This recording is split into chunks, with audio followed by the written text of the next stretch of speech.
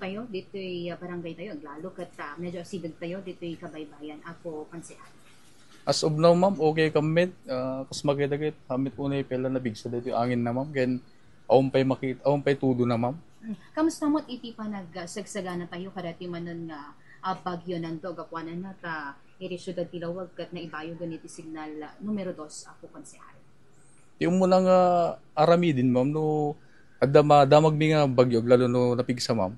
Isagana mi di personal nga kasapulam mi, ma'am, di umuna basic needs. Nagisagana kami di bagas, kadyay, kape. Ken di balbalay mi, ma'am. Igalot mi no ka, ma'am. Tapno hanga maitayab ti bubong na, ma'am. Daw yan, tingal arami din na itikas to yung bagyo or atata lang manan ako Konsehal. Nakadaywan nga arami din mi dito yun, ma'am. Kasi nangarunagit asidik kami ti baybay.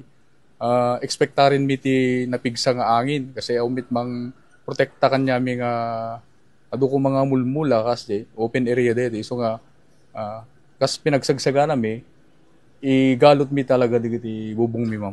Ay tatagid dakil atulong ti ana, ma'am, ti social media kasi as sakit may sa konsehal ken sakpay ti akin kami ti BDRRM i-share ko no kadigiti update, weather update kadigiti kabaranggayak nang nangaruna dito sityok dito igiti baybay sityo Sabangan mo.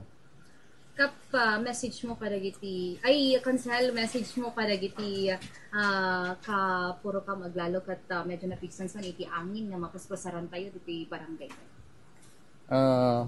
Kahit kung balbalaagan digiti padak nga kabaranggayak kung malay nang nangaruna digiti padak nga taga igiti baybay nga agree damdag sagana da ket isagana da digiti rumbeng nga kasapulan da ken in case man nga pumigsa ti bagyo handa ko malaglagi dawen nga no ibagami nga ag-evacuate da pagtungpal da ko para iti pagsaya atan damit lang amin, ma'am.